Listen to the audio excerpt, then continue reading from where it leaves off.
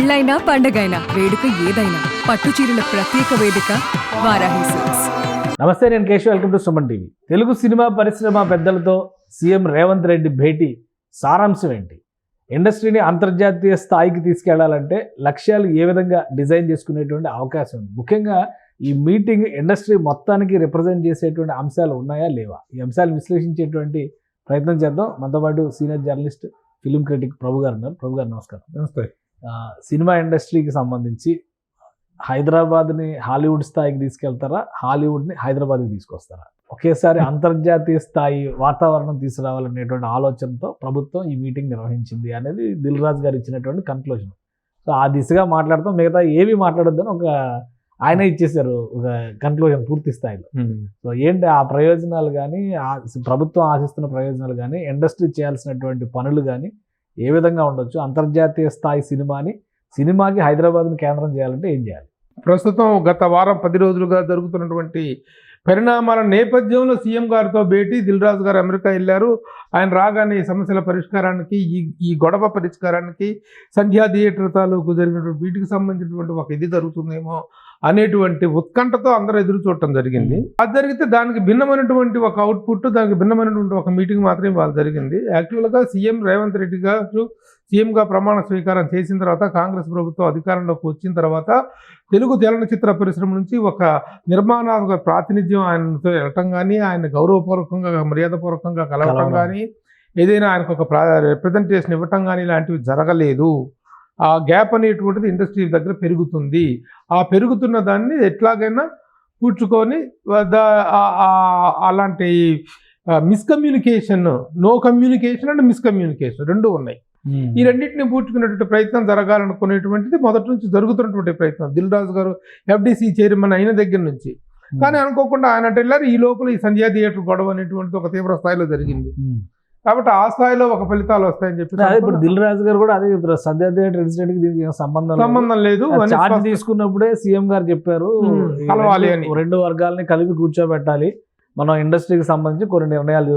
రేవంత్ రెడ్డి గారు కూడా ఆయన స్పీచ్ లో వచ్చిన పార్ట్స్ ని బట్టి చూస్తే ఐటీ, ఫార్మా ఇట్లా ఎలానో సినిమా పరిశ్రమను కూడా మేము అలానే చూస్తున్నాం. రాబోయే రోజుల్లో మేము పూర్తి స్థాయిలో ప్రోత్సహిస్తాం అని చెప్పని మాట. కాకపోతే బెనిఫిట్ షోలు ఉండవు. సో బెనిఫిట్ షోలు ఉండకపోవడం వల్ల, అంటే ఈ బెనిఫిట్ షోలు లేవు అని నిర్ణయం దేనికి తీసుకున్నారు? టికెట్ల రేట్లు పెరగవనేటువంటి నిర్ణయం ఎందుకు తీసుకున్నారు? ఎప్పుడు తీసుకున్నారు? ఏ సందర్భంలో తీసుకున్నారు? అసెంబ్లీలో తీసుకున్నారు. ఏ సందర్భంగా? సంధ్యా థియేటర్ సంధ్య నేపథ్యంలో. ఇప్పుడు ఈ చిత్ర పరిశ్రమ పీకల మీద ఉన్నటువంటి అంశం ఏంటి? ఈ 2 విషయాలు. ఇది లక్ష్యాలు, ఆకాంక్షలు. సినిమా ఇండస్ట్రీ అనేటువంటి దాన్ని అంతర్జాతీయ స్థాయిలో, హాలీవుడ్ స్థాయిలో దాన్ని పెంచాలి, దాని సామర్థ్యాన్ని పెంచాలనేటువంటిది ఆకాంక్షలు. అది కాదు, సమస్యలు వేరు, ఆకాంక్షలు వేరు. ఈ సమస్య అనేటువంటి దాన్ని అడ్రస్ చేసినటువంటి సందర్భం కనిపించలే ఇప్పుడు. ఈ ఆకాంక్షలు అనేటువంటి ఇప్పుడు కాదు, ఇంకంత అర్జెంట్ అనేటువంటి ఇదేం కాదు. సో జరిగినటువంటి అసలు మెయిన్ పీకల మీద కత్తి 2 విషయాల్లో కూడా ఆయన ఎలాంటి ఇది హామీ ఇవ్వలేదు. నేను ప్రభుత్వం తేల్చి చెప్పేసింది కదా. ఇప్పుడు మీటింగ్ లో రేవంత్ రెడ్డి గారు కూడా క్లారిటీ ఇచ్చేశారు. అది మినహా మీరు మిగతా విషయాలన్నీ మాట్లాడుకోవడం గురించి ఆయన మేము ఏమి ఇవ్వమో ఆయన స్పష్టం చేశారు. మీరేం చెయ్యాలో అంతకంటే అది కూడా ఆయనే చెప్పారు, అది అంత స్పష్టంగా చెప్పారు. కాబట్టి ఇది చిత్ర పరిశ్రమకు మీద పెద్ద వరాల జల్లు కురిపించడం కోసమో, చిత్ర పరిశ్రమ సంక్షేమం కోసమో, లేకపోతే చిత్ర పరిశ్రమకు అర్జెంటుగా కావాల్సిన పనుల కోసమో జరిగినటువంటి మీటింగ్ కాదు. వాటి తాలూకు ఉత్తమ ఫలితాలు, బెస్ట్ రిజల్ట్స్ అయితే రాలేదు. ఎలాంటి బెనిఫిట్స్ ఇండస్ట్రీకి ప్రకటించబడలేదు.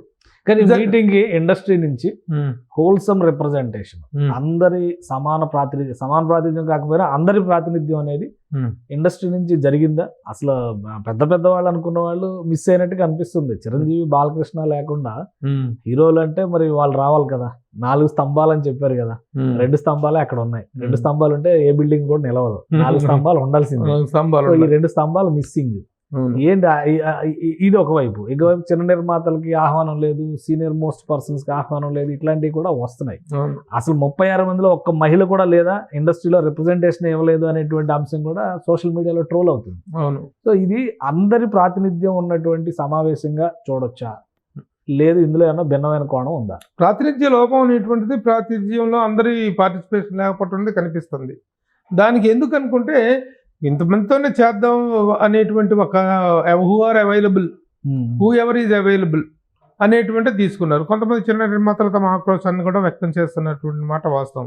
ఇప్పుడు చిన్న నిర్మాతలు అంటే సంవత్సరానికి 200 సినిమాలు వస్తుంటే 200 సినిమాల్లో 175 సినిమాలు చిన్న నిర్మాతలయ్యాయి, 160 సినిమాలు చిన్న నిర్మాతలయ్యాయి. ఆ నిర్మాతల రిప్రజెంటేషన్ కూడా ఉండేలాగా ప్రయత్నిస్తుంటే బాగుండేది. మరి అది ఎందుకు జరగలేదు? షార్ట్ నోటీస్ కావటం వల్ల జరగలేదు. వీళ్ళేమో వివక్ష కారణంగానే పిలవట్లేదు. ఈవెన్ ఒక తమ్మారెడ్డి భరద్వాజ లాంటి స్థాయి వ్యక్తికి కూడాను ఆహ్వానం లేదంట. ఎందుకు మీరు కనిపించలేదు ఏంటో అని అడిగితే నన్ను ఎవరు పిలవలేదనేటువంటి విషయాన్ని ఆయన స్పష్టంగా చెప్పారు.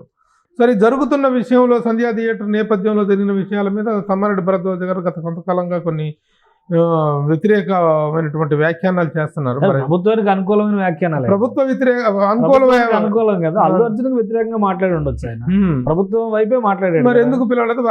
నాకైతే ఆహ్వానం రాలేదని చెప్పేసి అన్నారు. సరే, ఎవరు వచ్చారు ఎవరు రాలేదని పక్కన పెట్టినట్టయితే ఈయన ఇండస్ట్రీ నుంచి ఏమేం కావాలి, ఇండస్ట్రీ ఏమేం చేయాలి, ముందు మీరు అడిగేదానికంటే ముందు మీ బాధ్యతలు ఏంటో, ఎవరు వచ్చారు ఎవరు రాలేదనేది పక్కన పెట్టేసినా గానీ ఆ ఇద్దరిని మాత్రం పక్కన పెట్టేలేంగా. చిరంజీవి గారు, బాలకృష్ణ గారిని పక్కన పెట్టేది. అది కూడా క్లారిటీ ఉండాలి. ఎందుకు రాలేదు అసలు, ఎందుకు రాలేదు, ఆహ్వానం లేదా వాళ్ళకి, ఎందుకు రాలేదు అనేటువంటి దానికి దిల్ రాజు గారి దగ్గర నుంచి రావాలి. నిజంగా ఒక ఇది రావాలి బాలకృష్ణ గారి దగ్గర నుంచి, కానీ వీళ్ళ దగ్గర నుంచి రావాలి. దాన్ని మిగతా వాళ్ళు చాలా మంది మాట్లాడినట్టుగా బాధ్యత లేకుండా మనం మాట్లాడలేము. ఎందుకు రాలేదనేటు దానికి సమాచారం సేకరించుకొని చేయాలి తప్ప దిల్లా ఏదో మనసులో పెట్టుకొని రాలేదా, రేవంత్ రెడ్డి గారు అంటే ఆయనకి ఇష్టం లేక రాలేదా, లేకపోతే ఈ నిర్ణయాల పట్ల ఆయనకి అయిష్టత వల్ల రాలేదా అనేటువంటివి మనం బేస్లెస్ ఇది చేయకూడదు. అది కారణాలు ఏంటనేటువంటి త్వరలో బయటపడతాయి. ఎందుకు బాలకృష్ణ గారు రాలేదు, ఎందుకు చిరంజీవి గారు రాలేదు, ఎందుకు మిగతా ఇంకొంతమంది పెద్దలు ఇండస్ట్రీలో ప్రముఖంగా ఇప్పుడు ఈ రోజున పెద్దలు అంటే ఆశేషగిరిరావు గారు ఉన్నారు, ఆయన రాలేదు. సమాచార లోపమా లేకపోతే షార్ట్ నోటీసా? కేఎస్ రామారావు గారు ఉన్నారు, ఆయన రాలేదు. ఎందుకు రాలేదు? ఆయన ఒక ప్రముఖ నిర్మాత, FNCC. ఇలా కొంతమంది పెద్దలు ఉన్నారు. మొన్న ఏదో ఏపీలో కూడా అపాయింట్మెంట్ అడిగారు, కొంతమంది రాలేదు. ఎందుకు రాలేదు అనేటువంటిది మనం తీసుకోవాల్సినటువంటి ఇది ఉంది.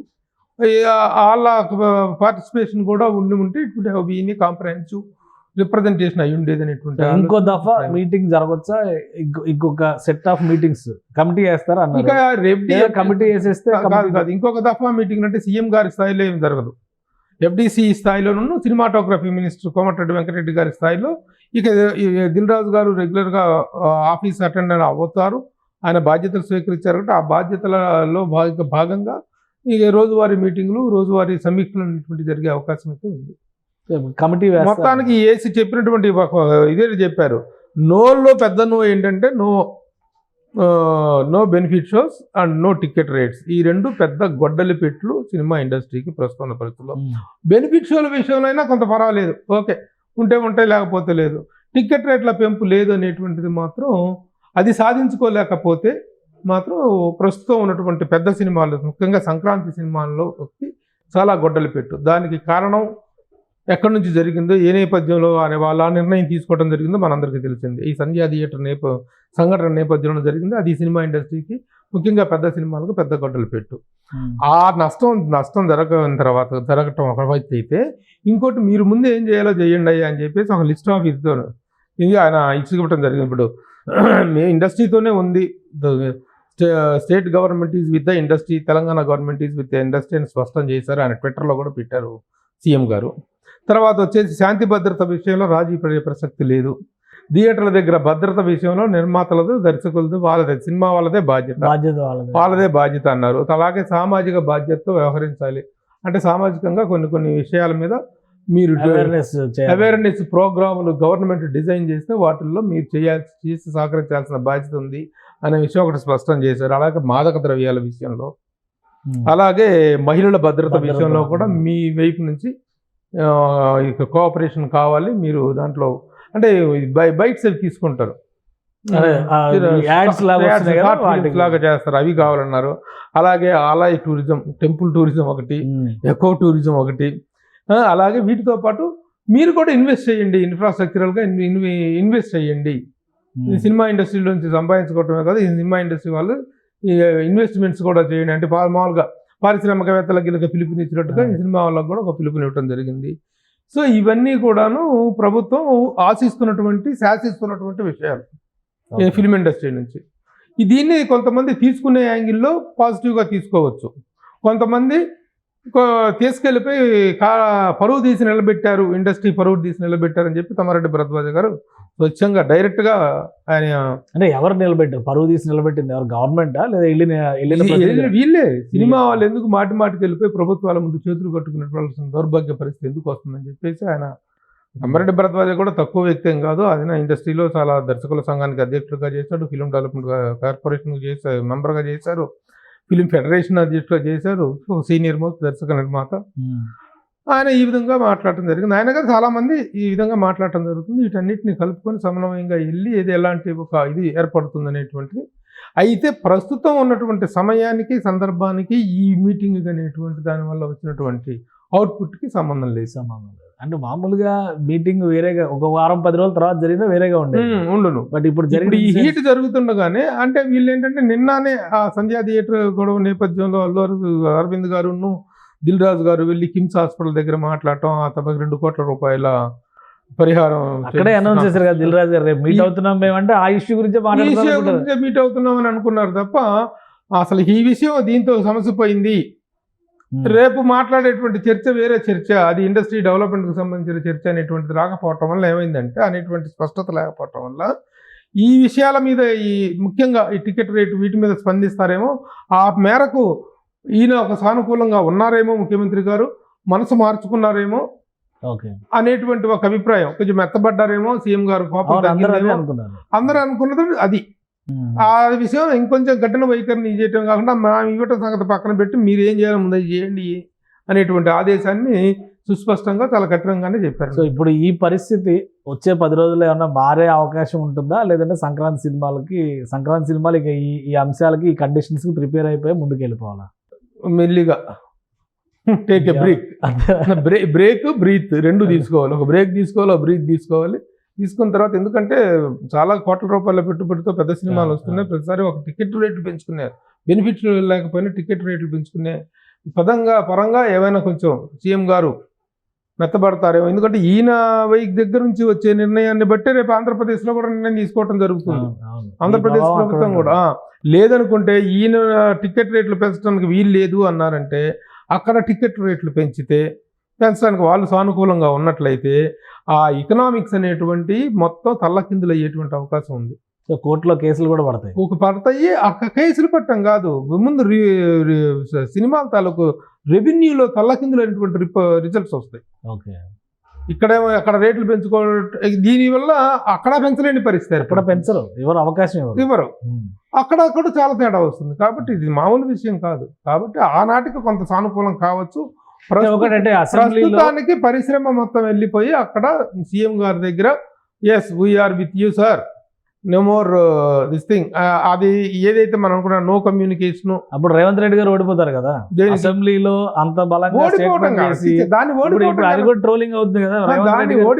రేవంత్ రెడ్డి గారు మొన్న అసెంబ్లీలో చెప్పింది ఏంటి, ఈ రోజు వీళ్ళని పిలిచి కూర్చోబెట్టి మాట్లాడాల్సిన అవసరం ఏంటని ట్రోలింగ్స్ జరుగుతున్నాయి కదా. ఆల్రెడీ స్టార్ట్ అయినాయి ట్రోలింగ్స్, విపరీతంగా జరుగుతున్నాయి. ఇప్పుడు ఈ చర్చలు, ఇవాళ పొద్దున్న జరిగినటువంటి చర్చల తాలూకు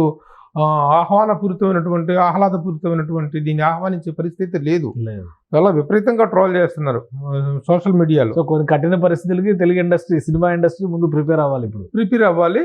కాబట్టి ఈ ప్రస్తుతానికి ప్రభుత్వాన్ని అప్పర్ హ్యాండ్ అనిపించుకున్నప్పటికీ తర్వాత ప్రభుత్వానికి సానుకూలంగా ఒక ప్రాధేయపూర్వకంగా ఒక రిప్రజెంటేటివ్ పెడితే ఆయన ఉన్న కొంచెం టికెట్ రేట్ల విషయంలో కన్సిడరేషన్ ఇవ్వచ్చు అనేటువంటి ఆశాభావం ఉంది. అంతవరకు జరుగుతుంది. సేమ్ సీన్ రిపీట్ అయితే అక్కడ జగన్మోహన్ రెడ్డి గారు గవర్నమెంట్ ఉన్నప్పుడు టికెట్ రేట్ల విషయంలో ఒకటే వైఖరి అవలంబించారు, ఇక్కడ పెంచినా కానీ అక్కడ పెంచుకునే అవకాశం లేదు. సో ఇప్పుడు అదే ఆంధ్రప్రదేశ్ ఇటు వచ్చింది, తెలంగాణ అటు వచ్చింది అన్నట్టుగా ఉంది. ఒకవేళ తెలంగాణలో పెంచుకోవడానికి పర్మిషన్ ఇవ్వకపోతే ఏపీలో పెంచుకోవడానికి వెసులుబాటు ఇచ్చే ఛాన్సెస్ ఏమైనా ఉంటాయా, లేదంటే అసలు ఇక్కడే ఇండస్ట్రీ ఇక్కడే ఉంది, ఇక్కడే లేనప్పుడు అక్కడ ఎందుకు ఇస్తారు, ఇచ్చే అవకాశం? అక్కడ ఇస్తే ఇవ్వచ్చేమో. అక్కడ ఇస్తే ఏమవుతుందంటే సినిమా రెవెన్యూస్లో చాలా తేడా వస్తుంది, డిస్ట్రిబ్యూషన్లో చాలా తేడా వస్తుంది, థియేటర్ రెంటల్స్లో తేడా వస్తుంది, అన్ని ప్రతి విషయంలో కూడా తేడా వస్తుంది, బిజినెస్లో తేడా వస్తుంది. కాబట్టి అది చాలా ప్రమాదకరమైన సిచ్యువేషన్. కాబట్టి 2 చోట్ల పెరగాలి, లేదా 2 చోట్ల పెంచరు. ఇక్కడ ఇవ్వనప్పుడు ఏదో ఒకటే జరుగుద్ది.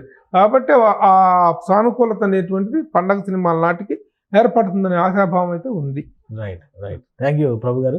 ఇది సినీ ప్రముఖులతో సీఎం ఇంటర్వ్యూ భేటీ అనేది ఫైనల్ కన్క్లూజన్గా సీఎం ఏమనుకున్నారో అది చెప్పడం ద్వారానే ముగిసింది. ఇండస్ట్రీకి కొన్ని లక్ష్యాలను ఇచ్చారు. అంతర్జాతీయ స్థాయిలో తెలుగు సినిమా పరిశ్రమను నిలబెట్టాలంటే ఏం చేయాలో దానికి ఇండస్ట్రీ మొత్తం ప్రిపేర్ అవ్వాల్సినటువంటి పరిస్థితి కనిపిస్తుంది. ఇక టికెట్ల ధరల విషయంలో కానీ బెనిఫిట్ షోస్ విషయంలో కానీ ప్రభుత్వ వైఖరి కఠినంగా ఉంటుందనేటువంటి సంకేతం అయితే సీఎం ఇచ్చారు. కానీ పరిశ్రమని నష్టాల నుంచి కాపాడుకోవాలంటే ఏదో ఒక విధంగా పరిశ్రమ తరపున మరొకసారి రిప్రజెంటేషన్ చేయాల్సినటువంటి అవసరం అయితే కనిపిస్తుంది. ఎందుకంటే రాబోయే రోజుల్లో సంక్రాంతి సినిమాల రిలీజ్కి ఇండస్ట్రీ ప్రిపేర్ అవుతుంది కాబట్టి ఈ లోపు ఏం జరుగుతుందో వేచి చూడాలని ప్రభు గారు విశ్లేషిస్తున్నారు. ఇది special discussion. Keep watching. Suman టీవీలో మీ పర్సనల్ అండ్ బిజినెస్ ప్రమోషన్స్ కోసం కింది నెంబర్కి కాంటాక్ట్ చేయండి.